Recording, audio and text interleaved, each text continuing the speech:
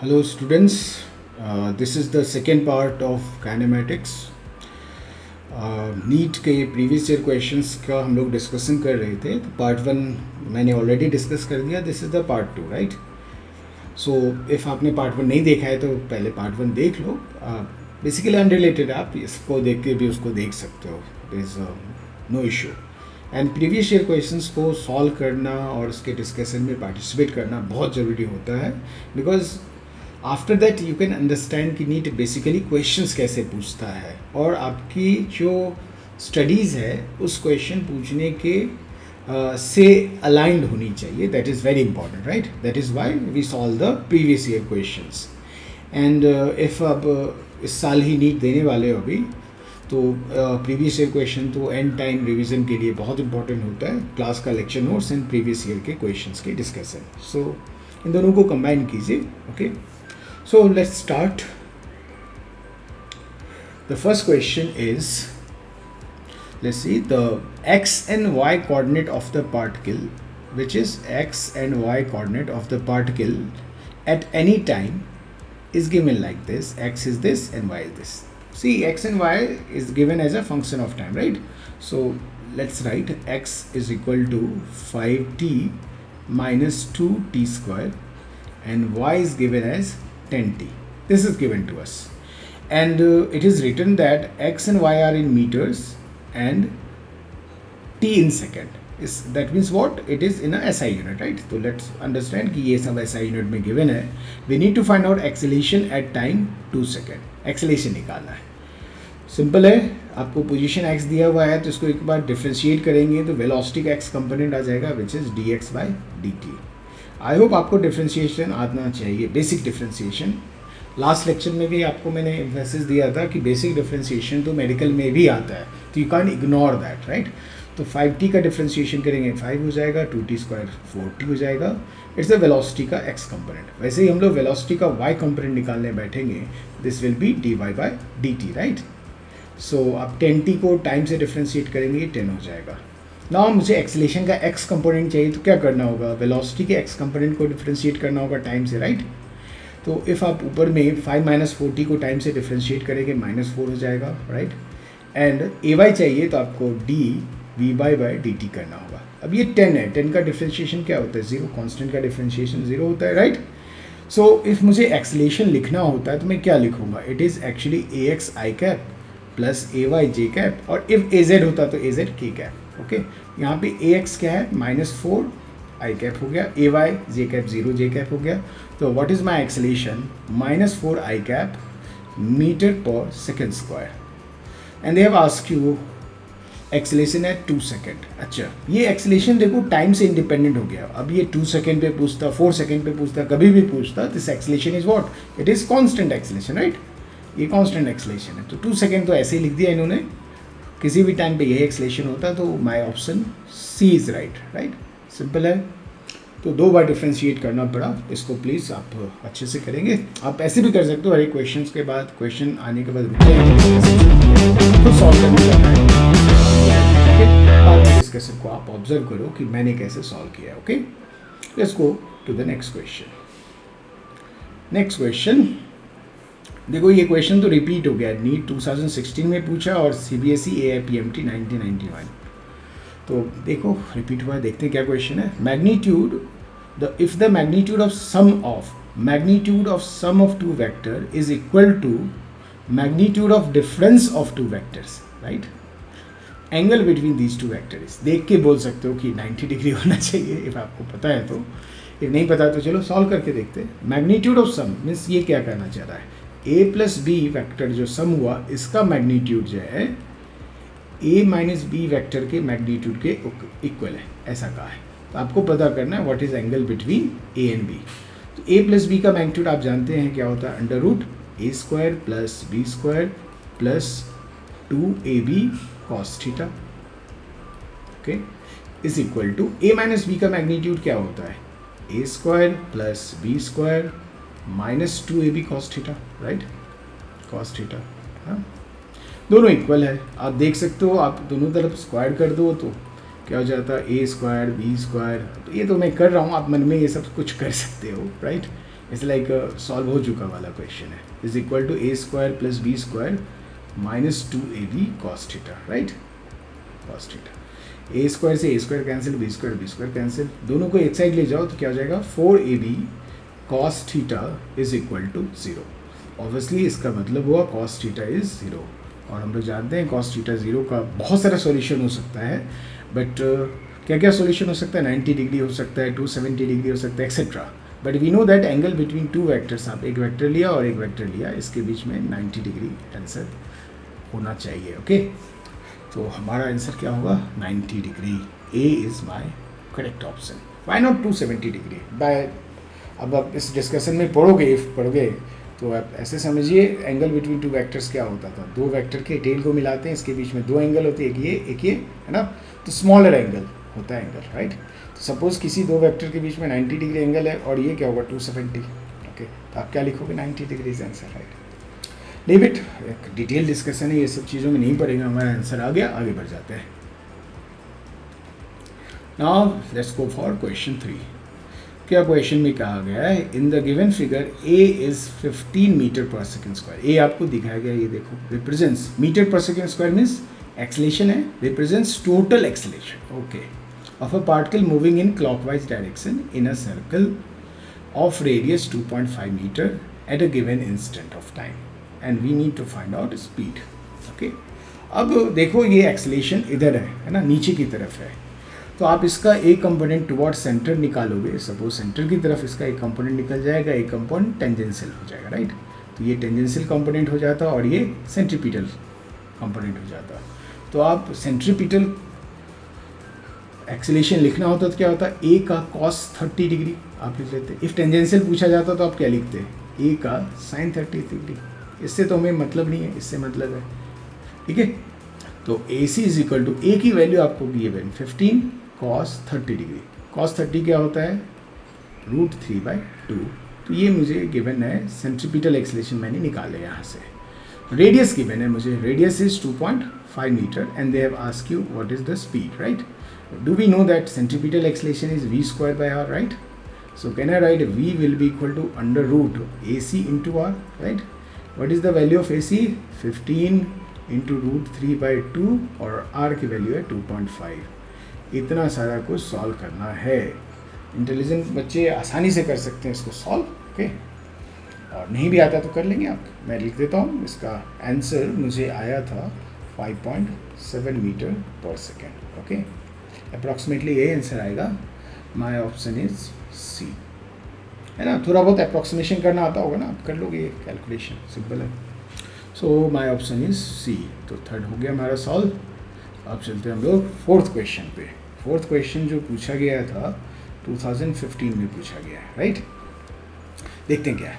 A ship A is moving, A जो है ship A is moving towards west with the speed of 10 kilometre पर hour, okay. Ship B which is 100 kilometers south of A, okay, is moving northwards with a speed of 10 kilometer per hour, okay.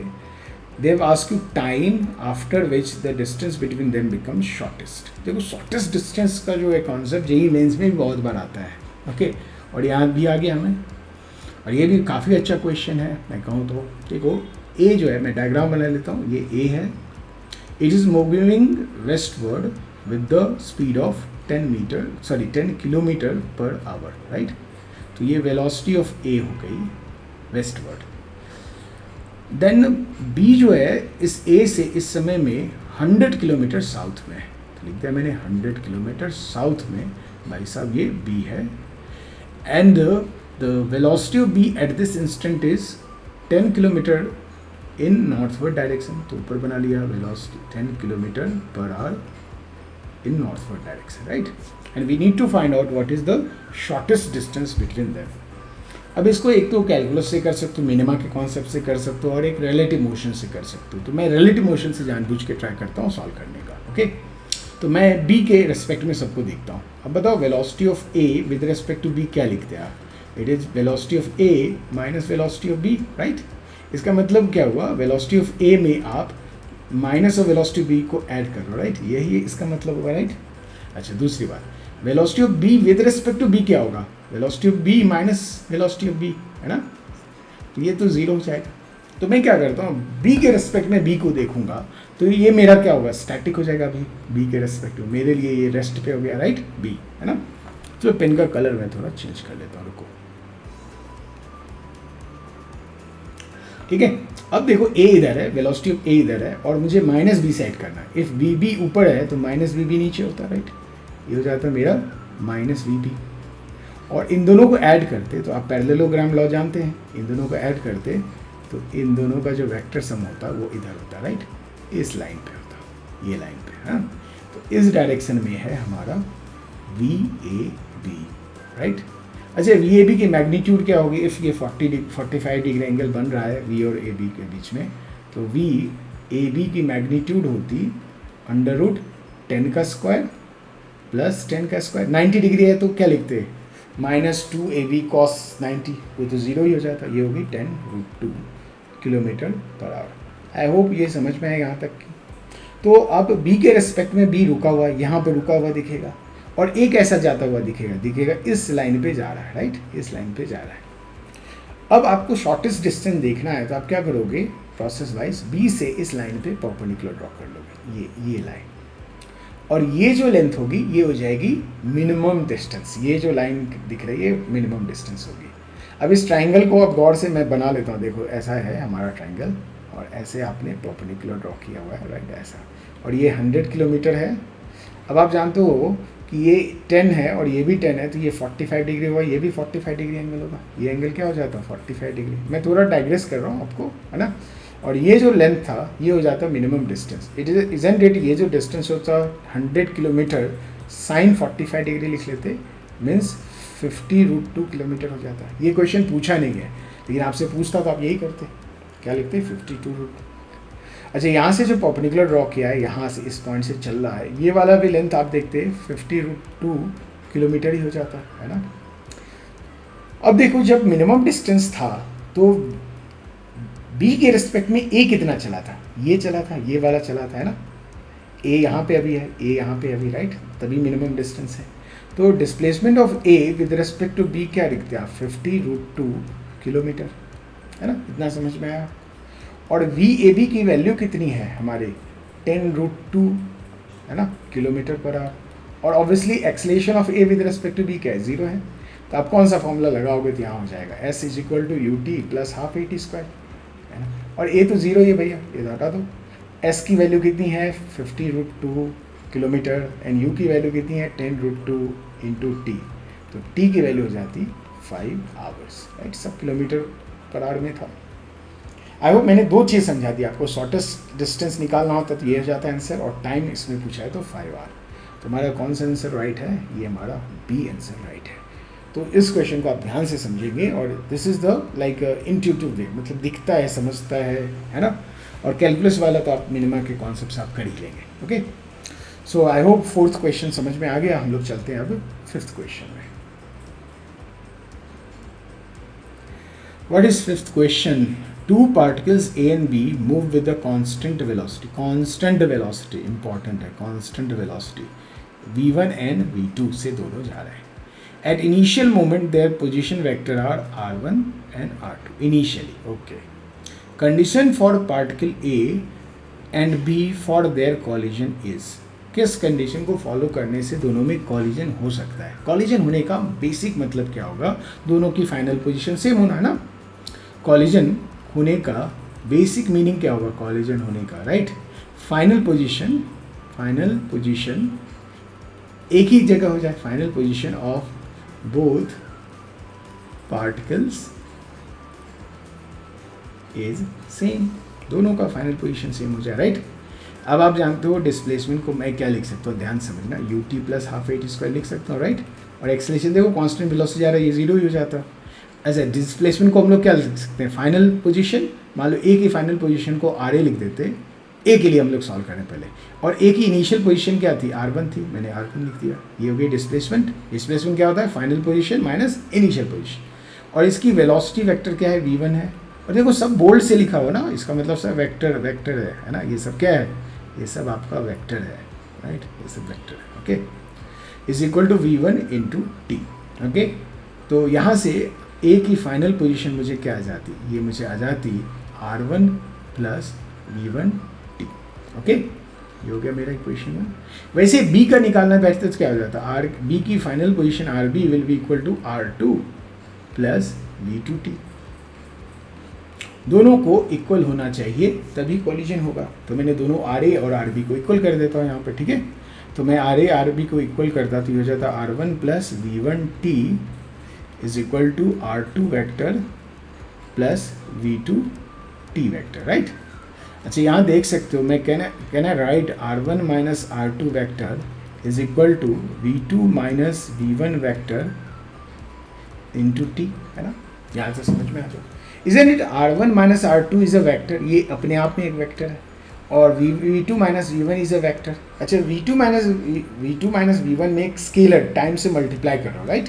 इसका मतलब ये हुआ time से multiply हो रहा है। एक तो फाइनल कंडीशन तो ये होनी चाहिए, बट ये तो हमारा लिखा हुआ नहीं है, कहीं पे दिख रहा है, राइट। टाइम तो कहीं दिख रहा है यार, तो मुझे दूसरी कंडीशन देखनी चाहिए।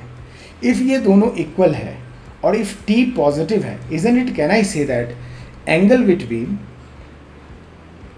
Between R1 minus R2 and, ये एक वेक्टर हो गया, and V2 minus V1 is equal to 0 होना चाहिए। ये वेक्टर और इस वेक्टर में एंगल क्या होना चाहिए, 0 होना चाहिए, यानी दोनों पैरेलल होना चाहिए। अच्छा, इसका मतलब क्या हो सकता है, एंगल इफ आप 0 बोल रहे हैं, आप कह सकते हैं unit vector along R1 minus R2, आप ये भी कह सकते हैं इसका मतलब unit vector along R1 minus R2 should be parallel to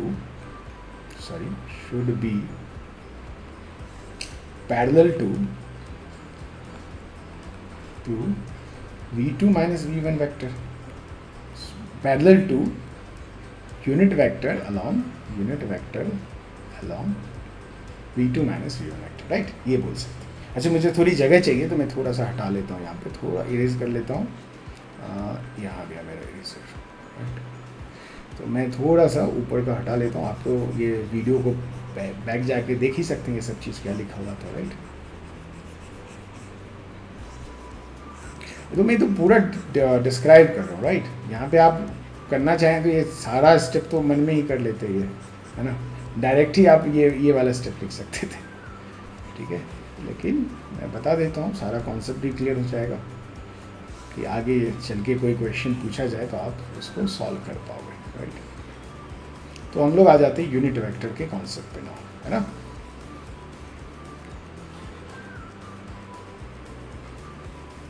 अब ध्यान से देखो, यूनिट वेक्टर क्या होता था। इफ याद हो, unit vector A can be written as vector upon its magnitude, simple, है ना। अब मुझे क्या करना है, unit vector along R1 minus R2 should be parallel to unit vector along this side, या दोनों इक्वल होना चाहिए यूनिट वेक्टर, है ना। तो आप क्या लिखते, R1 माइनस R2 का यूनिट वेक्टर क्या होता है, इसके अलोंग आप लिखते ये वेक्टर अपॉन इसका magnitude should be equal to unit vector. अच्छा, दोनों का पैरेलल होने का मतलब क्या है, यूनिट वेक्टर तो मैग्नीट्यूड सेम ही होता है ना भाई, मैग्नीट्यूड 1 ही होता है। पैरेलल होने का मतलब वह दोनों यूनिट वेक्टर इक्वल होना। तो V2 माइनस V1 के अलोंग यूनिट वेक्टर क्या होता है, V2 minus V1 vector upon इसकी मैग्नीट्यूड, तो ये हो जाता है V2 माइनस V1, राइट। ये हो गया हमारा आंसर, राइट। अब क्लासेस में तो हम लोग ये डिस्क्राइब करते हैं, आप क्लासेस जाते ही होंगे तो आप ये सब तो देख के ही आंसर कर लेते कि भैया इसका आंसर ए राइट आंसर है। आई होप आपको समझ आई है ना, सिंपल है। इसको ध्यान से देखेंगे, वेरी वेरी इंपॉर्टेंट क्वेश्चन, कभी दूसरी बार भी पूछा जा सकता है कभी ना कभी, because this question is mention in I guess Irodov का क्वेश्चन है, फेमस क्वेश्चन है। आपको इरोडोव नहीं करना होता है मेडिकल में, ओके। अब चलते हम लोग 6th क्वेश्चन में। There are 2 stones of masses m and 2m which is moving along horizontal circle. Heavier one has a radius of r/2 and lighter one has a radius of r. Okay? चल पहले इतना हम लोग draw कर लेते हैं। पहले 2 circle बनाना है भाई, एक सर्कल यहाँ बना लिया, एक छोटा सर्कल बना लिया। मास m जो जा रहा है वो उसकी रेडियस जो है वो r है, और 2m मास जिस पे जा रहा है उसकी रेडियस जो है वो r/2 है। सिंपल, ये लिखा है। Tangential speed of lighter stone is n times that of the value of heavier stone. Okay, means heavier stone का इफ वेलोसिटी v है तो इसकी जो वेलोसिटी है वो nv है, right. What they have asked you next that when they experience the same centripetal force. Okay, दोनों की सेंट्रीपिटल फोर्स सेम है तो इसकी वेलोसिटी v है तो इसकी वेलोसिटी nv है, दोनों के सेंट्रीपिटल फोर्स. अब सेंट्रीपिटल फोर्स का फॉर्मूला क्या होता था? Centripetal force simple. Centripetal force क्या होगा? मास of body, mass into centripetal acceleration. और सेंट्रीपिटल एक्सेलेरेशन क्या होता है? वेलोसिटी का स्क्वायर अपॉन रेडियस, राइट. ये हो जाता है mv square bye. Very simple, दोनों का सेंट्रीपिटल फोर्स इक्वल है. चलो पहले इसका लिखते हैं. इसके लिए इसका मास m है, इसकी वेलोसिटी nv है, nv का स्क्वायर अपॉन इसका रेडियस r है. ये सेंट्रीपिटल फोर्स लाइटर पार्टिकल का हो गया. Should be equal to centripetal force of this heavier particle. उसकी मास क्या है? m क्या रिप्रेजेंट करता है? Mass of body. वेलोसिटी का स्क्वायर मीन्स v का स्क्वायर अपॉन उसकी रेडियस है r/2. दोनों साइड से देखो mv square by r cancel हो जाता तो यहाँ बचता n स्क्वायर और यहाँ बचती 4 तो ऑब्वियसली n की वैल्यू हो जाती 2. सिंपल. अच्छा, इस क्वेश्चन को आप कभी कभी लोग सर्कुलर मोशन में भी सॉल्व करते हैं, कहीं भी कर सकते, कोई बात नहीं है इसमें. ये हो गई 2. तो हमारा 6th आंसर हो गया A, राइट. अब चलते आगे 7th क्वेश्चन की तरफ.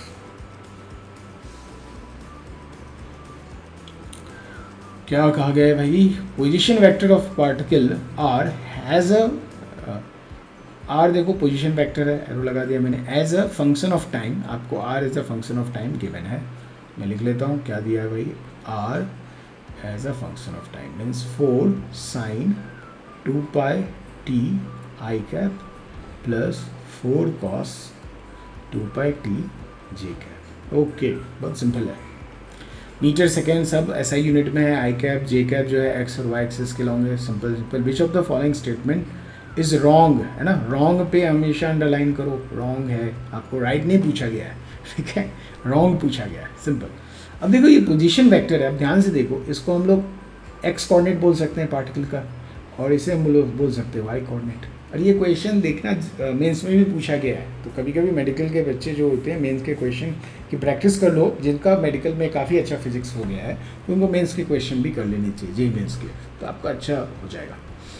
तो सपोज मैं x square plus y square करूँ तो क्या आपको दिख रहा है? ये 4 sin 2 pi t का square plus 4 cos 2 pi t का स्क्वायर है, राइट. अब मैं लिखूँ x square plus y square लिखा और ये तो 16 sine square theta plus 16 cos square theta. अब 16 कॉमन लिखते तो क्या हो जाता है? Sine square theta plus cos square theta 1 हो जाता है. ये मुझे आ गया x square plus y square is 16 और आप लिख सकते हो 4 का स्क्वायर. इफ़ आपने थोड़ा सा सर्कल पढ़ा है, नहीं भी पढ़ा है तो देखो आपको मेडिकल क्वेश्चन ऐसे नहीं कुछ भी पूछते हैं, बहुत इंपॉर्टेंट क्वेश्चन पूछते हैं, ठीक है. अच्छा क्वेश्चन है, ठीक है.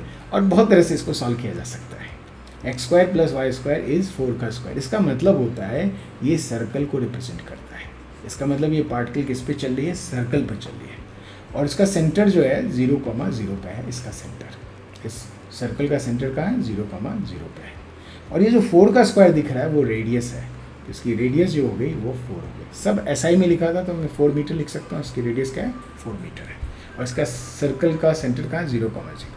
ओके, यहाँ तक समझा. अच्छा, मान लो सर्कल का इक्वेशन मेडिकल वाले बच्चे को नहीं आ रहा हो तो ये समझो x माइनस h का square plus y minus k का square is equal to radius का स्क्वायर होता है. ऐसा रेडियस का स्क्वायर, ठीक है. और ये h कॉमा k जो होता है वो सेंटर को रिप्रेजेंट करता है. सेंटर का कोऑर्डिनेट h कॉमा k होता है, ठीक है. ऑब्वियसली यहाँ देखो x स्क्वायर है मतलब h की वैल्यू 0 है. यहाँ पे वाई स्क्वायर मीन्स k की वैल्यू 0 तो सेंटर 0,0 लिख दिया. यहाँ r स्क्वायर है, देखो 4 का स्क्वायर मीन्स 4 जो हुआ इसकी रेडियस हो गई. सिंपल. तो यहाँ से क्या समझा आपको कि पार्टिकल सर्कल पे जा रही है और उसका रेडियस जो है वो 4 मीटर है, ठीक है. सिंपल. आगे बढ़ें. देखो क्या क्या कुछ है क्या यहाँ पे. हाँ, ये लास्ट वाला ऑप्शन तो राइट हो गया. Path of particle is circle of radius 4 metre, है ना. ये 4th तो हमारा राइट ऑप्शन हो गया, 4th वाला. लेकिन मुझे रॉन्ग खोजना है, ठीक है। आगे बढ़ते हैं हम लोग। तो मुझे थोड़ा सा यहाँ पे मुझे इरेज करना पड़ेगा, तो मैं कर लेता हूँ इरेज यहाँ से।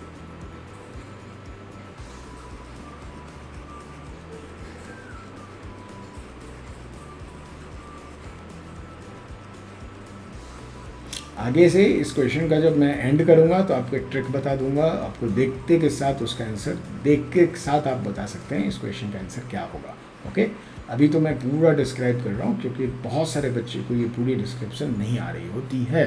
ओके, तो सीखना भी ज़रूरी होता है। जैसे पोजीशन पता है तो आप वेलोसिटी वेक्टर क्या लिखते हैं, इसको डिफ्रेंशिएट कर देते dr/dt से, राइट, है ना। इसको डिफ्रेंशिएट करते तो जिसको डिफ्रेंशिएशन में थोड़ा चेन रूल है, मैं यहाँ पे चेन रूल सिखाऊंगा नहीं, तो ये हो जाता है 8 पाई cos 2 पाई t, लास्ट में का मैं ट्रिक बता दूंगा तो उससे आपका काम चल जाएगा। और ये हो जाएगा, सॉरी प्लस नहीं होगा, माइनस होगा 8 पाई साइन 2 पाई t जी कैप। ओके, इसको मैंने डिफ्रेंशिएट कर लिया, ये वेलोसिटी हो गई।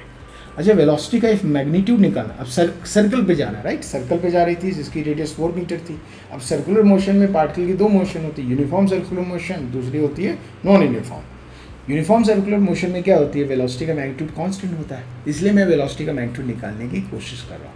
तो इसका स्क्वायर ये देखो Vx हो जाता है और ये Vy हो जाता है, मतलब 8 पाई cos 2 पाई t का square plus minus 8 pi sine 2 पाई t का स्क्वायर। ओके, ये हो जाता है। अब आप ध्यान से देखो, इसका जो होता ये 8 पाई का होल स्क्वायर कॉस स्क्वायर और ये प्लस साइन स्क्वायर थीटा हो जाता है, राइट।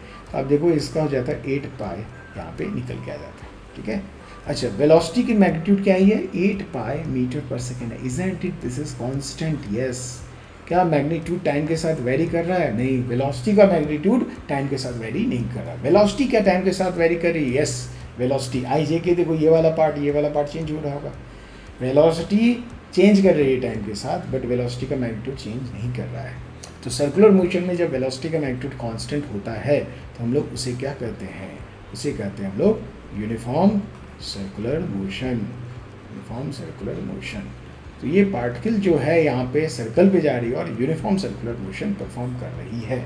अच्छा, जब यूनिफॉर्म सर्कुलर मोशन होता है तो नेट एक्सेलेरेशन क्या होता है, नेट एक्सेलेरेशन होती है सेंट्रीपिटल एक्सेलेरेशन, है ना। इस केस में क्या होती है, नेट एक्सेलेरेशन सेंट्रीपिटल एक्सेलेरेशन होती है।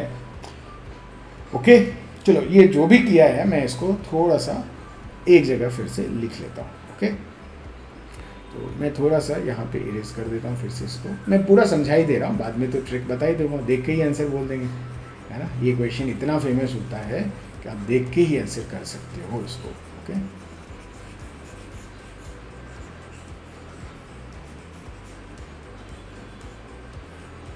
चलो भाई, मैं यहाँ पे अब फाइनल आपको डायग्राम बना देता हूँ। तो मेरा एक सर्कल हुआ, ओके, ये y एक्सिस है, ये x एक्सिस है ना, ये y एक्सिस है, राइट।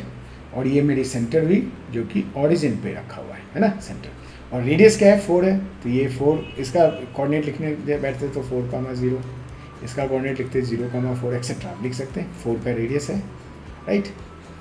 अब आप क्या क्या देखते हैं, देखो एक्सेलेरेशन इज अलोंग -r। अब किसी भी पॉइंट पे, इस पॉइंट पे पोजीशन वेक्टर आप कैसे लिखते हैं, ऐसे लिखते हैं, इधर लिखते हैं पोजीशन वेक्टर r, है ना, ओरिजिन से लिखते हैं पोजीशन वेक्टर। और एक्सेलेरेशन किधर होता है, यहाँ पे आप देखो ए नेट क्या होता है, सेंट्रीपिटल एक्सेलेरेशन होता है, इजंट इट। सेंट्रीपिटल एक्सेलेरेशन की डायरेक्शन क्या होती है, टुवर्ड्स सेंटर। तो इसकी एक्सेलेरेशन, सेंट्रीपिटल एक्सेलेरेशन की डायरेक्शन किधर होती है, towards centre, towards centre. Isn't it r vector और AC वेक्टर आपस में एंटी पैरेलल या अपोजिट डायरेक्शन में, यस। तो देखो वही लिखा है, acceleration is along -r cap, यानी r के अपोजिट डायरेक्शन में, यस। तो ए ऑप्शन भी है, राइट है, मतलब करेक्ट स्टेटमेंट है ना। मुझे रॉन्ग स्टेटमेंट चुनना है। अब चलते हैं, magnitude of acceleration vector is v²/r where v is the velocity of particle. ये भी करेक्ट है, क्यों हुआ, क्योंकि इस केस में एक्सेलेरेशन क्या होती है, यूनिफॉर्म सर्कुलर मोशन में ए नेट सेंट्रीपिटल एक्सेलेरेशन होती है ना। और सेंट्रीपिटल एक्सेलेरेशन की मैग्नीट्यूड क्या होती है, v²/r, ठीक है। बिकॉज ये यूनिफॉर्म सर्कुलर मोशन है तो इसकी नेट एक्सेलेरेशन जो है सेंट्रीपिटल एक्सेलेरेशन, और सेंट्रीपिटल एक्सेलेरेशन की वैल्यू v²/r होती है। तो मेरा बी ऑप्शन भी राइट हो गया। अब तो बचा सी ऑप्शन। सी ऑप्शन देखते हैं, रॉन्ग ही होना चाहिए, राइट। इन्होंने बोला magnitude of velocity particle is 8 metre पर सेकेंड। क्या है 8 मीटर पर सेकेंड? नहीं, ये है 8 पाई मीटर पर सेकेंड। तो ये वाला जो ऑप्शन रॉन्ग है, राइट, और यही मेरा करेक्ट आंसर है, सी है। ठीक है, समझा आपको? ये बहुत इंपॉर्टेंट है। अब मैंने कहा समराइज करता हूँ। कभी भी पोजीशन वेक्टर ऐसा दिखा रहा है, देखो ये 4 है, ये साइन थीटा रहेगा, ये देखो सेम रहेगा, ये कॉस थीटा है। अपने आप समझ जाओ कि यूनिफॉर्म सर्कुलर मोशन है जिसकी रेडियस 4 है।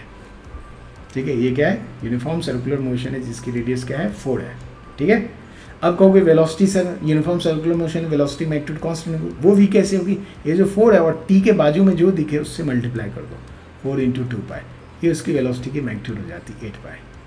ठीक है, वो 8 पाई इसकी वेलोसिटी की मैग्नीट्यूड हो जाती है। ये भी समझा? अच्छा, एक्सेलेरेशन क्या हो जाता है? सेंट्रीपिटल एक्सेलेरेशन वो क्या होता है? v²/r। अच्छा, r मैंने देखना बता दिया, ये 4 है, तो आप मैग्नीट्यूड भी निकालना हो तो क्या लिखते हैं? 4 का स्क्वायर, सॉरी 8 पाई का स्क्वायर अपॉन 4, सब निकाल सकते थे। आई होप समझ में आया, ट्रिक समझ में आया। लास्ट में इसको देख के ही आंसर हम लोग कर सकते हैं। ये फेमस क्वेश्चन है, मेंस में भी पूछा गया है, मेडिकल में भी पूछ लिया गया है। आगे बढ़ते हैं, इनफ हो गया इस क्वेश्चन के बारे में। अब now we go to question number 8। क्या है भाई? प्रोजेक्टाइल, पहली बार projectile motion is fired from surface of earth with the velocity of 5 metre पर second at angle of theta with horizontal, मतलब अर्थ में फेंका गया है ना, 5 मीटर पर second. Another projectile fired from another planet, दूसरे प्लेनेट पे चले गए। आप जानते हैं अलग अलग प्लेनेट पे एक्सेलरेशन ड्यू टू ग्रेविटी की वैल्यू अलग अलग होती है, राइट, और वहाँ पे फेंका गया है 3 मीटर पर सेकेंड से at the same angle. Angle same रखा है भाई साहब ने, वेलोसिटी अलग कर दी है, एंगल सेम रखा है, और एक्सेलरेशन ड्यू टू ग्रेविटी अलग हो ही जाएगी। Follows a trajectory which is identical, दोनों की ट्रेजेक्ट्री आइडेंटिकल है। ओके, तो आप उस अनदर प्लेनेट पे जो पार्टिकल की ट्रेजेक्ट्री है वही अर्थ पे ट्रेजेक्ट्री है। तो value of acceleration due to gravity on that planet आपको निकालना है, and acceleration due to gravity earth पे तो आप जानते हैं 9.8 मीटर पर सेकेंड स्क्वायर होता है। ठीक है, अब इस क्वेश्चन में आपको बहुत तरह से सॉल्व कर सकते हो। एक तरह मैं बता देता हूँ, इक्वेशन ऑफ ट्रेजेक्ट्री क्या होती है। इक्वेशन ऑफ ट्रेजेक्ट्री तो आपको याद हो, ये होता है y, बहुत तरह से लिखा जाता है। एक तरह से मैं लिख दूँ x tan थीटा माइनस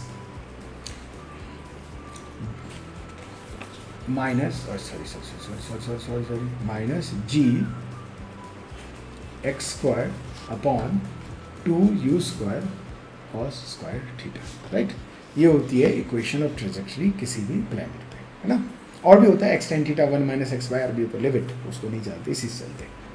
अब ध्यान से देखो, दोनों प्लेनेट पे थीटा सेम है, तो दोनों प्लेनेट के लिए tan थीटा या cos थीटा सेम होगा, राइट, ये सेम है। x तो आपको x कोऑर्डिनेट बता रहा है और y कोऑर्डिनेट है, यानी दोनों की इक्वेशन ट्रेजेक्ट्री सेम है, तो यानी दोनों का y और x सेम है ना। और वो कब हो सकता है? गिवन वैल्यू x के लिए y सेम होना चाहिए। वो कब हो सकता है? जब g/y² u² दोनों जगह सेम है ना। मैथमेटिकली समझ में आ रहा है, दोनों की थीटा सेम है, दोनों प्लेनेट पे means tan theta cos theta same है। गिवन वैल्यू x के लिए y वही आए दोनों जगह पे, तो ही आप कह सकते हैं इक्वेशन ट्रेजेक्ट्री सेम है। वो कब हो सकता है? जब g/u² सेम हो। तो अर्थ के लिए g को मैं g/u² लिख लेता हूँ, और दूसरे प्लेनेट के लिए मैं g'/u² लिख सकता हूँ, और मुझे g' पूछा गया, राइट। तो g' कैन बी रिटन है g × u'/u का होल स्क्वायर, यही हो जाएगा। अब देखो g की वैल्यू है 9.8 मीटर पर सेकेंड स्क्वायर, u' दूसरे प्लेनेट पे वेलोसिटी क्या थी? 3 थी, है ना, और सॉरी 3 थी, और अर्थ पे कितनी थी? 5 थी, 3/5 का स्क्वायर, है ना। सॉल्व करके आंसर आ जाएगा आपका, इसको आप कर सकते हो बैठ के, है ना। 0.6 9.8 × 0.6 का स्क्वायर आप करके बैठ के कर लो, मीटर पर सेकेंड स्क्वायर में आपका इसका आंसर आ जाएगा। ये क्वेश्चन नंबर क्या है? 8 का मुझे जब मैंने सॉल्व किया था तो मुझे आंसर आया था 3.5 मीटर पर सेकेंड स्क्वायर, अप्रॉक्सीमेटली ये आंसर आया था। चेक करते हैं कहीं पे है क्या? हाँ है, ये है 3.5। ओके, चलिए आगे चलते हैं हम लोग। अच्छा, आपको अप्रॉक्सीमेशन करना हो तो अपने आप कर सकते हैं। 9.8 में 0.36 करोगे तो लगभग 1/3 से थोड़ा ज़्यादा होना चाहिए। 9.8 का 1/3 मतलब 3 पॉइंट समथिंग आना चाहिए। इतना सॉल्व भी नहीं करना पड़ता। 5.9 ऑब्वियसली नहीं होगा, है ना, ये तो बिल्कुल नहीं, और उससे ज़्यादा ये भी नहीं होता। तो आप डिस्कार्ड करके भी इतना करने के बाद बिना सॉल्व किए भी ऑप्शन आपको इनफ कंफर्ट दे रहा है कि आप ए बता सकते हैं। चलो भैया अब चलते हैं हम लोग क्वेश्चन नंबर 9 पे। क्या है भाई question number 9? Particle is moving such that its position coordinate x y are given as this at time t equal to 0। ठीक है, तो t इक्वल टू 0 पे जो इसकी कोऑर्डिनेट है 2 मीटर 3 मीटर है, मतलब ये इनिशियल हो गया r इनिशियल। वैसे बोला t इक्वल टू 2 सेकेंड पे, देखो 2 सेकेंड पे जो पोजीशन वेक्टर है ये है, तो 2 सेकेंड पे इसकी जो पोजीशन है ये है 6 metre 7 metre. Okay, and finally t equal to 5 पे, देखो t इक्वल टू 5 पे आपको पोजीशन ये दी हुई है ना 13 14, ये r फाइनल है 13 मीटर 14 मीटर, राइट। अब आपको क्या लिखा है? Find the average velocity bit from t equal to 0 टू t इक्वल टू 5। तो पहले आपको क्या पता होना चाहिए? आपको पता होना चाहिए एवरेज वेलोसिटी कहते किसे है? एवरेज वेलोसिटी वेक्टर किसको कहते हो आप कहते हो displacement vector upon time interval है ना। और डिस्प्लेसमेंट वेक्टर होता क्या है? R final minus r initial, है ना। Final position minus initial position upon time interval आप लिख सकते हो t2 माइनस t1, ऐसे कह सकते हैं, राइट। मीन्स t2 पे पोजीशन rf है, t1 पे पोजीशन r1 है, राइट। तो देखो t equal to 0 and t equal to 5 पे जाना था, तो मेरे लिए पहला ये और ये डेटा ही इंपॉर्टेंट है, ठीक है। तो r इनिशियल इसमें 2 मीटर 3 मीटर को मैं 2i cap plus 3j cap लिख सकता हूँ, राइट। और r फाइनल को यहाँ देख के क्या लिख सकता हूँ? 13i cap plus 14j cap लिख सकता हूँ मैं। इन दोनों को माइनस करो तो आप क्या होता है? 13 माइनस 2 मीन्स 11i कैप और 14 माइनस 3 इज 11j कैप, और टाइम इंटरवल 5 माइनस 0 करना है, 0 to 5 है ना, तो ये 5 हो जाता है, राइट। तो मेरा जो आंसर दिख रहा होता, मुझे 11/5 मैं कॉमन ले लूँ, i cap plus j cap and everything is written is metre and second, तो मीटर पर सेकेंड मेरा ये आंसर हो जाता है। Okay, do we have any option? Right, D option is right option. Okay, देखो ये लिखा हुआ है, सिंपल है। तो एवरेज वेलोसिटी का ये डेफिनेशन हमें आता, तो बाकी तो बहुत सिंपल वेक्टर है।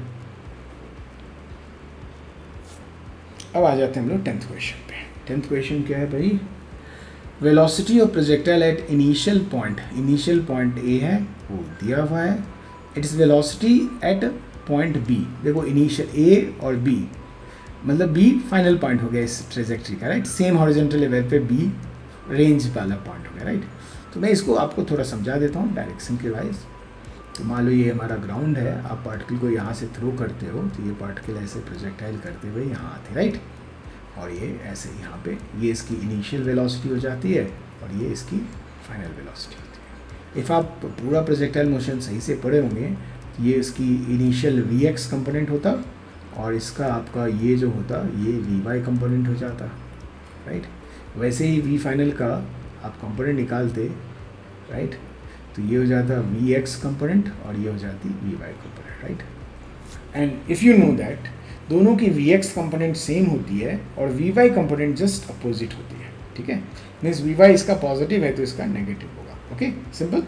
तो आपको देखो इनिशियल वेलोसिटी आपको दी हुई थी 2i cap plus 3j cap, है ना, ए पॉइंट पे। तो बी पॉइंट पे जो वेलोसिटी होती तो उसमें क्या कहते हैं आप, x कंपोनेंट सेम होता तो आप लिख देते 2i कैप और y कंपोनेंट में जस्ट माइनस कर देते तो minus 3j cap. Very very important, very simple question, very interesting question. आप प्रोजेक्टाइल मोशन के बेसिक डिस्कशन भी करेंगे तो ये आपको पता चल जाएगा, ओके। आई गेस एक बार और ये क्वेश्चन पूछा गया था, change in momentum, linear momentum, तो वहाँ भी क्या करते हैं लीनियर मोमेंटम में क्वेश्चन में ये आपको ज़रूरी होता है ये कॉन्सेप्ट। कोई ऑप्शन दिख रहा है क्या? 2i cap minus 3j cap, yes, option C is the correct option, right. तो 10th हमारा क्वेश्चन हो गया। अब चलते हैं हम लोग 11th में। क्या है भाई 11th number question? Horizontal range and the maximum height of projectile are equal, okay, ठीक है। एंगल ऑफ प्रोजेक्शन आपको निकालना है, बहुत सिंपल है, ये तो फॉर्मूला से ही हो जाएगा आपको। मैं थोड़ा सा समझा लेता हूँ। यहाँ पार्टिकल को यहाँ से थ्रो के यहाँ आया, तो ये जो होती है ये हॉरिजॉन्टल रेंज कहलाती है और ये जो होती है आपकी मैक्सिमम हाइट होती है, राइट। दोनों को कहा कि भाई इक्वल है, तो r is equal to h इन्होंने बोला। आप रेंज का फॉर्मूला जानते होंगे, तो u² sin 2θ/g होती है और h का फॉर्मूला जानते होंगे तो u square sine square theta by 2g होता है, दोनों इक्वल है और थीटा की वैल्यू अपने आप थोड़ा बहुत एडजस्ट करेंगे, अपने आप समझ में आ जाएगा। u स्क्वायर बाई g और साइन 2 थीटा को लिख सकता हूँ मैं 2 sign theta into cos theta, है ना, बेसिक ट्रिक को आना चाहिए। u स्क्वायर बाई g ये हो जाता sine theta square means sine square sine theta into sine theta upon ऐसा। अब देखो u square by g cancel हो गया, साइन थीटा से साइन थीटा कैंसिल हो गया, ठीक है। यहाँ क्या बचा आप देखोगे 2 cos theta is equal to sine theta by 2, can I write, यहाँ cos ले आते sine theta by cos theta क्या होता है tan theta is equal to 4, तो आप इसको लिख सकते हैं theta is equal to tan inverse 4, है ना। ये मेरा आंसर हो गया। कुछ दिख रहा है क्या? हाँ, बी ऑप्शन दिख रहा है मुझे, right, theta is tan inverse 4। Okay, चलते हैं आगे बढ़ते हैं लोग। तो थोड़ा फॉर्मूला आना चाहिए मुझे प्रोजेक्टाइल मोशन का, तो क्वेश्चन सॉल्व हो जाता है, right. Now let's go for 12th number question. Missile is fired from for maximum range के लिए फायर किया गया है विद इनिशियल वेलोसिटी 20 और जी का 10 लेने के लिए तो आपको रेंज पता करना है। अब देखो याद करो, आप रेंज का फॉर्मूला क्या होता है, u square sine 2 theta by g, right. अब जानते हैं at 45 degree theta is equal to 45 degree range is going to be maximum, right.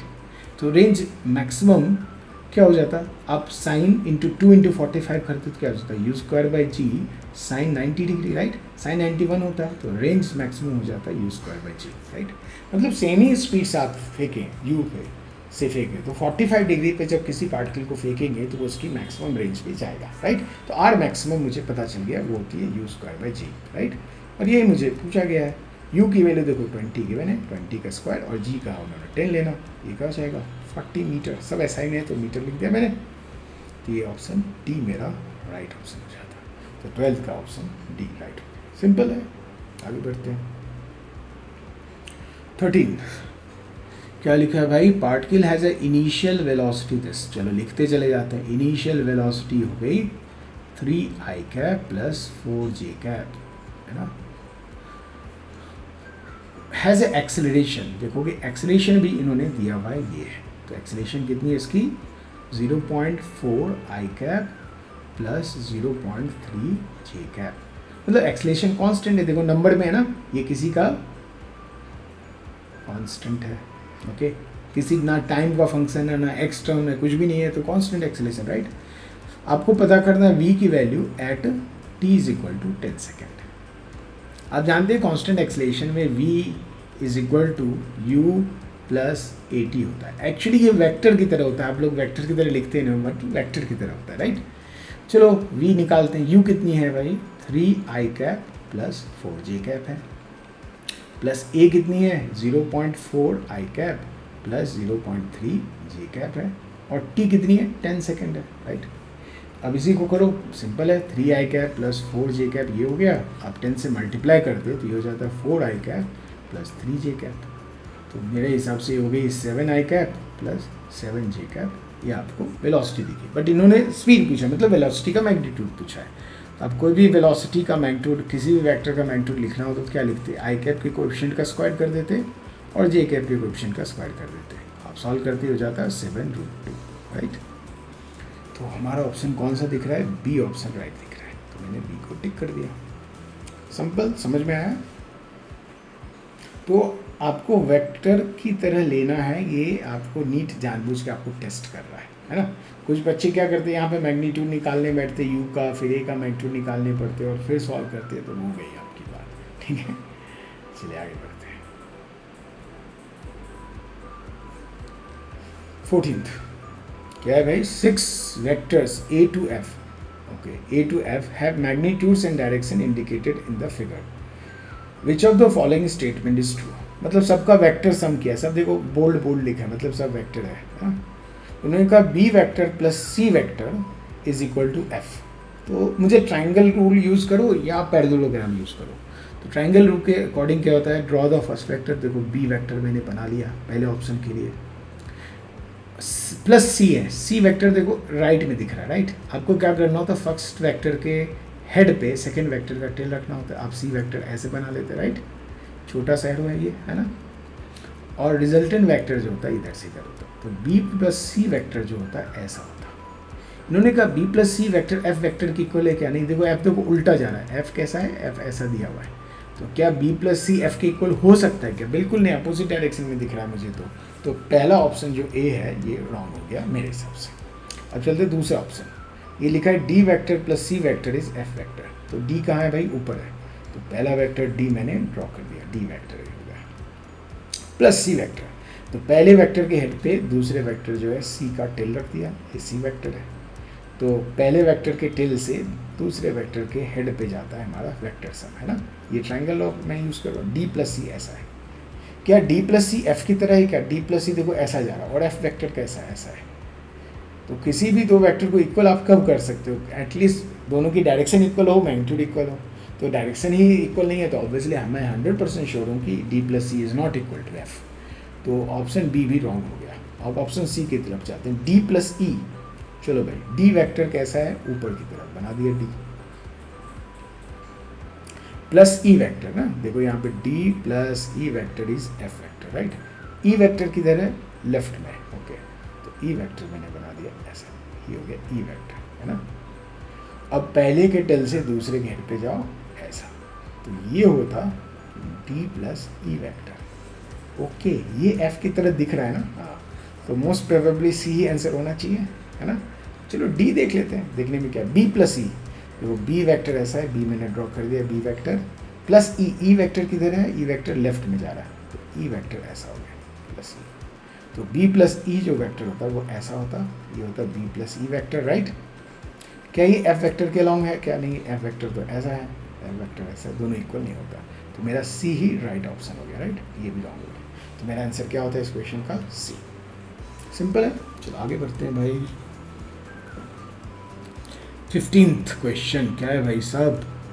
Particle of mass m is projected with the velocity v making angle 45 degree with the horizontal. When the particle lands on the level ground, मतलब फिर से उसी level पे आ जाता है, magnitude of change of momentum, तो पहले तो आपको मोमेंटम पता करना होता है। What do you mean by linear momentum? तो p वेक्टर से दिखाऊं तो ये मास इंटू वेलोसिटी होती है। What do you mean by change in momentum? Change in momentum, suppose उसे मैं डेल्टा पी लिखा तो ये हो जाता P final vector minus P initial vector, right. मान लो फाइनल वेलोसिटी वी है तो मैं लिखता मास इनटू वेलोसिटी, है ना, माइनस मास इनिशियल वेलोसिटी मान लो यू है, तो ऐसे लिख देता। मैं लिख सकता हूँ m v vector minus u vector, मतलब mass into change in velocity will give you change in momentum. पहले चेंज इन मोमेंटम निकालते हैं, ठीक है। अब देखो क्या लिखा है ये, अरे हाँ इसी क्वेश्चन के बारे में बोल रहा था, देखो ये फिर से है, यहाँ से आप यहाँ पे थ्रो की हो, राइट, यहाँ पे थ्रो की हो, ये पार्टिकल v वेलोसिटी से यहाँ जा रही थी, ये 45 डिग्री एंगल था, राइट, ओके, और यहाँ पे ये ऐसे आ रहा है, ऑब्वियसली आप जानते हो ये भी 45। अब यहाँ के बाद आपको वेक्टर सब्ट्रैक्शन करना है, राइट, आप जैसे करना वैसे करो। आपको दिख रहा है इनिशियल और फाइनल वेलोसिटी के बीच में 90 डिग्री एंगल बन रही है ना। इनिशियल वेक्टर देखो ऐसा है 45, ये फाइनल वेक्टर यहाँ लेके आओ, ये भी 45 ही बनता है, राइट, 45 90 हो जाता है। तो मैं ऐसे ही कर लेता हूँ, v final minus v initial का मैग्नीट्यूड लिखना हो तो आप क्या लिखते हैं? अंडर रूट फाइनल का स्क्वायर प्लस इनिशियल का स्क्वायर, वो भी वी है, राइट, है ना, minus 2a into b means v b cos, और दोनों के बीच में 90, ये कैंसिल हो जाता है, ये क्या हो जाता है v√2, है ना। अब मुझे क्या लिखना है? चेंज इन मोमेंटम का मैग्नीट्यूड। तो चेंज इन मोमेंटम का मैग्नीट्यूड क्या लिखता? मास इनटू चेंज इन वेलोसिटी का मैग्नीट्यूड, है ना। तो मास m है और चेंज इन वेलोसिटी का मैग्नीट्यूड है v√2। तो मेरे हिसाब से इसका आंसर होना चाहिए 15th का सी ऑप्शन है क्या? हाँ, सी ऑप्शन है। तो सेम लेवल पे वेलोसिटी की मैग्नीट्यूड क्या होती है? सेम होती है, और ये जो एंगल थीटा बन रहा होता है वो इधर से थीटा सेम बन रहा होता है। इस पे देखो 2 बार क्वेश्चन पूछा जा चुका है सेम कॉन्सेप्ट पे। नेक्स्ट क्वेश्चन चलते हैं, क्वेश्चन नंबर 16। ये वेक्टर का है क्वेश्चन, देखोगे a क्रॉस b का magnitude is equal to √3 times of a dot b, है ना, a डॉट b, और ये a cross b vector. Then you need to find out theta, very simple question. तो ये है a क्रॉस b का जो मैग्नीट्यूड है that is equal to √3 of a dot b. If आपको पता हो ए क्रॉस बी का मैग्नीट्यूड होता है ए बी साइन थीटा, है ना, इंटू √3। ए डॉट बी क्या होती है, ए बी कॉस थीटा। अपने आप दिखता है ए बी कैंसिल हो जाता है, तो हम लिखते हैं sine theta is equal to √3 cos theta. इसको देख के मुझे याद आ रहा है कि मैं लिख सकता हूँ tan थीटा इज √3, और आप जानते हैं इस केस में थीटा की वैल्यू हो जाती है 60 डिग्री। हमारे काम की चीज़ ये है। ओके, मैथ्स वाले स्टूडेंट होते हैं तो इसका मल्टीपल वैल्यू लिख सकते हैं।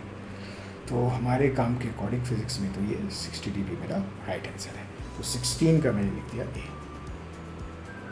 चलिए भाई हम लोग चलते हैं अब 17th नंबर क्वेश्चन। क्या है 17th? Particle starting from origin, मतलब इनिशियल पोजीशन आपको गिवन है, ऑरिजिन है, moves in a straight line in the XY plane, means 2D motion है, प्लेनर मोशन है। It coordinates at a later time is √3, 3। Path of particle makes with the X axis at A. अरे ये तो बिल्कुल geometry 10th level की geometry पूछ ली। चलो करके देखते हैं, बहुत सिंपल है ये। इसका फिजिक्स तो बहुत ही नाम की चीज़ है, बहुत सिंपल क्वेश्चन लिखा है। इनिशियल पार्टिकल जो थी यहाँ थी, इनिशियल पोजीशन यहाँ थी, आर इनिशियल राइट, और आर फाइनल सपोज यहाँ पे है, आर फाइनल यहाँ पे, ये फाइनल पोजीशन है, बी मान लो ये इनिशियल पोजीशन ए है, और इसके कोऑर्डिनेट लिख दिए √3, 3। अच्छा, इससे मैं परपेंडिकुलर ड्रॉ करूँ, √3, 3 का मतलब क्या है, ये जो लेंथ है ये √3 है, और ये जो लेंथ है वो 3 है। इसका मतलब ये होता है, आप पढ़े होंगे बेसिकली।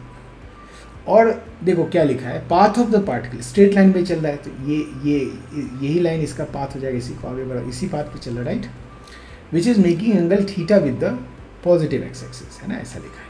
इसी थीटा की वैल्यू चाहिए। अब देखो राइट एंगल ट्राइंगल दिख रहा है, इसको ए लिखा, बी लिखा, इसको सी लिखा, क्या आपको triangle ABC right angle triangle दिख रहा होगा, है ना। तो कैन आई राइट, इस क्वेश्चन में tan थीटा लिखने बैठते तो आप क्या लिखते हैं, 3/√3, ये होगी √3। अभी जस्ट देखा tan थीटा √3 का मतलब होता है थीटा इज 60 डिग्री। कुछ भी नहीं था, फिजिक्स सिंपल सिंपल ज्योमेट्री थी, सी आंसर हो गया। चलो आगे बढ़ते हैं। अब आते हैं क्वेश्चन नंबर 18 पे। क्या है question? A car runs at a constant speed on a circular track of radius 100 metre, मतलब यूनिफॉर्म सर्कुलर मोशन हो गया। कैसा मोशन हुआ? यूनिफॉर्म सर्कुलर मोशन है, उसमें रेडियस लिखी हुई है 100 मीटर, है ना। Taking 62.8 second, sorry 62.8 second for every circular lap. एक चक्कर लगाने में जो टाइम होता है उसको टाइम पीरियड कहते हैं, विच इज 62.8 सेकेंड, ऐसा लिखा हुआ है। Average velocity and average speed, you need to find out average velocity and average speed after each circular lap, मतलब एक चक्कर पूरा करने के बाद average velocity and average speed है क्या, है ना। तो पहले एवरेज वेलोसिटी होती क्या है ये समझ लेते हैं। What is average velocity? It is displacement upon time interval.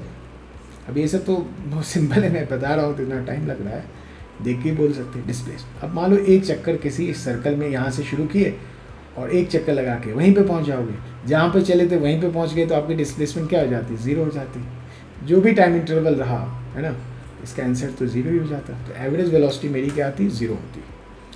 तो 0 होती, ए देखो हो जाता आंसर। और मैं 100% श्योर हूँ कि एवरेज स्पीड 0 नहीं होता, एवरेज स्पीड 0 नहीं होगा और एवरेज वेलोसिटी 0 होगी। तो मुझे स्टार्टिंग में ही दिख रहा है कि ये ऑप्शन बी ही राइट होगा, मतलब यहीं पे मैं रुक जाता, मैं लिख देता ऑप्शन बी, टिक करके आगे बढ़ जाता।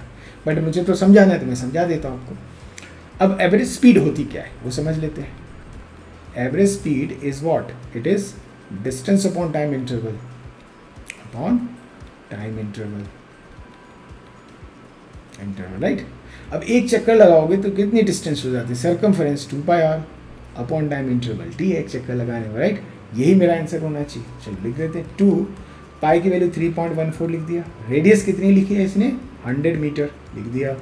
और टाइम पीरियड कितनी है एक चक्कर लगाने में? टाइम जो 62.8 सेकेंड है। अब यहाँ से सॉल्व कर लो तो ये देखो 628 मीटर हो जाता, नीचे में आ जाता 62.8 second. Isn't it? This is 10 metre पर सेकेंड। ये तो पहले से जान देता, ऑप्शन मुझे इतना कंफर्ट दे चुका था कि मैं ऑप्शन बी को यहीं पे टिक करके आगे बढ़ सकता था, बट सॉल्व कर लेना चाहिए। चलो आगे बढ़े। अभी चलते हम लोग क्वेश्चन नंबर 19 पे। What is question 19? For angle of projection of projectile at angle this and this, the horizontal range described by projectile are in ratio of, अरे ये दोनों तो क्या दिख रहा है, कॉम्प्लीमेंट्री एंगल दिख रहा है ना। कॉम्प्लीमेंट्री एंगल पे हम लोग जानते हैं कि हॉरिजॉन्टल रेंज सेम होता है। इफ़ यू इज सेम, ये मेंशन करना चाहिए था यहाँ पे कि दोनों जो प्रोजेक्टाइल फेंके वो दोनों सेम स्पीड से फेंके, right. If u is same then at complementary angles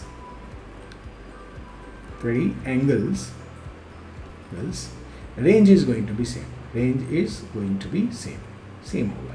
अब कॉम्प्लीमेंट्री एंगल मान लो किसी को नहीं आता है, कॉम्प्लीमेंट्री एंगल उसको कहते हैं कि दो एंगल को आप ऐड करो तो 90 हो जाए, मतलब एक अल्फा हो तो दूसरा 90 माइनस अल्फा हो, तो इसका मतलब इन दोनों को ऐड करोगे क्या होगा 90 डिग्री हो जाएगा।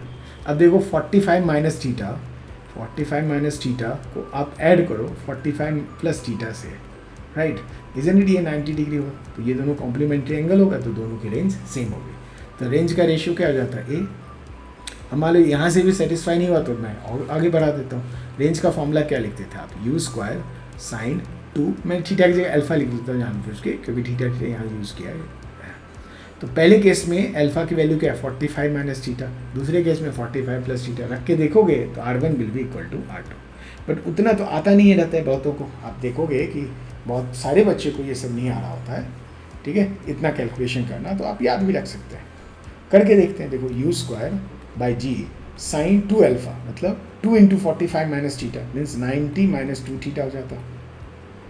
दूसरे केस में यू स्क्वायर बाई जी है ना, sine 45 plus 2 into sine 2 theta, मतलब 2 से मल्टीप्लाई कर लेते तो 90 प्लस 2 थीटा हो जाता। अब जानते हो साइन 90 माइनस थीटा जो होता है वो होती है कॉस थीटा, तो इसको लिखते हैं u square by g cos 2 theta, और u square by g sine 90 plus जो एंगल होता है वो भी कॉस एंगल होता है, तो कॉस 2 थीटा होता है। आप कहते सेम है, बट इतना याद रखो भाई, ये ऊपर वाला है, ये याद रखें, बहुत इंपॉर्टेंट है। लेकिन यहाँ पे मैं फिर से मेंशन करूँगा, इनको लिखना चाहिए था कि इनिशियल स्पीड दोनों पार्टिकल की सेम है तो ही ऐसा होगा। मान लो कॉम्प्लीमेंट्री एंगल पे फेंका लेकिन दोनों की इनिशियल वेलोसिटी सेम नहीं है तो रेंज सेम नहीं होगा उस केस में। याद रखना इस सेंटेंस को जो मैं बोल रहा हूँ, कभी कभी उस पर भी क्वेश्चन बनाया जा सकता है। अब चलते हैं 20th नंबर क्वेश्चन। क्या भाई question number 20, stone tied to end of the string 1 metre long is moving in a horizontal circle with a constant speed. फिर से यूसीएम हो गया, यूनिफॉर्म सर्कुलर मोशन। और मान लो स्ट्रिंग आपका 1 मीटर का है, स्ट्रिंग 1 मीटर का है, इसका मतलब आपका रेडियस भी 1 मीटर का हो जाता है, राइट, ठीक है। If stone makes 22 revolution in 44 second, okay, इसका मतलब 22 रिवॉल्यूशन में कितनी एंगल हो जाएगी, एक रिवॉल्यूशन में कितनी एंगल होती है 2 पाई रेडियन होती है, 22 इंटू 2 पाई रेडियन, ठीक है। इतना एंगल ये कितने टाइम में ले रहा है 44 सेकेंड में ले रहा है। यहाँ से देखो आपको एंगुलर वेलोसिटी आ जाएगी, right. What is angular velocity, theta upon T, UCM है, यूसीएम में omega is theta by T होता है। तो हम लोग लिखते हैं 22 into 2 pi radian upon T की जगह लिख देते 44 सेकेंड, है ना। तो आपको दिख रहा है पाई रेडियन पर सेकेंड इसकी एंगुलर वेलोसिटी हो गई। What is they have asked you, what is the magnitude and direction of acceleration, magnitude and direction. अब देखो यूसीएम में ए नेट जो होता है वो क्या होता है सेंट्रीपिटल एक्सीलरेशन, और सेंट्रीपिटल एक्सीलरेशन की डायरेक्शन किधर होती है टुवर्ड्स सेंटर, टुवर्ड्स सेंटर। तो एक्सीलरेशन की डायरेक्शन यूसीएम में किधर होती है टुवर्ड्स सेंटर। तो देखो रेडियस टुवर्ड्स सेंटर इसमें दिख रहा है, अवे फ्रॉम सेंटर, तो ये तो ऐसे में रॉन्ग कर दिया, टुवर्ड्स सेंटर ये भी राइट हो सकती है, और टेंजेंट टू सर्कल नहीं, ये भी रॉन्ग हो गया। तो मतलब ए और सी में ही आंसर राइट है। और इन्होंने सेंट्रीपिटल एक्सीलरेशन पूछा, सेंट्रीपिटल एक्सीलरेशन आप क्या लिखते हो, या तो वी स्क्वायर बाय आर लिखते हो या ओमेगा स्क्वायर आर लिखते हो, है ना। यहाँ पे ओमेगा मैंने निकाल लिया, तो ओमेगा मीन्स पाई का स्क्वायर इंटू आर, आर कितनी थी 1 थी, राइट। ये पाई स्क्वायर सब ऐसा में था तो मैं डायरेक्ट मीटर पर सेकेंड स्क्वायर लिख लेता हूँ, तो पाई स्क्वायर मीटर पर सेकेंड स्क्वायर, तो ये हो गई मेरा सी में आंसर, है ना। ए रॉन्ग हुआ, पाई स्क्वायर बाय 4 लिखा हुआ था, तो मेरा आंसर हो जाता सी। चलो अभी हम लोग खत्म करते हैं। आज मैंने 20 क्वेश्चन सॉल्व किया, इसमें भी पार्ट 1 में भी मैंने 20 क्वेश्चन सॉल्व किए थे, अराउंड 40 क्वेश्चन मैंने आपको काइनेमेटिक्स का सॉल्व किया है। It is more than enough, है ना, ठीक है। तो आप क्या करेंगे, हमेशा क्वेश्चन जो होता है लास्ट टाइम आप क्या करते हैं, एंड ऑफ आप सिलेबस ख़त्म है और नीट आप अपीयर करना चाहते हैं, तो आप क्या करना चाहिए, आपके नोट्स रिवाइज करने चाहिए और प्रीवियस ईयर क्वेश्चन को एक बार ज़रूर सॉल्व करना चाहिए और उसकी डिस्कशन में पार्टिसिपेट करना चाहिए। तो इट्स लाइक अ जल्दी जल्दी रिवीजन हो जाता है। या आप मान लीजिए 11th के स्टूडेंट हैं और काइनेमेटिक्स कर रहे हैं, तो आप क्या करेंगे, एंड में आप फिर से नोट्स रिवाइज, आपका टेस्ट होता रहता है, जब भी काइनेमेटिक्स का टेस्ट आए तो आप नोट्स रिवाइज कीजिए और प्रीवियस ईयर क्वेश्चन एक बार ज़रूर देख लीजिए, राइट। ओके, सो एंड करते हैं लेक्चर को। इफ़ लेक्चर अच्छा लगा तो लाइक कर लीजिए और आपको लगता है कि दूसरों को शेयर करना चाहिए तो शेयर कर लीजिए और सब्सक्राइब करने का मन करे तो सब्सक्राइब कर लीजिए। Okay, thank you.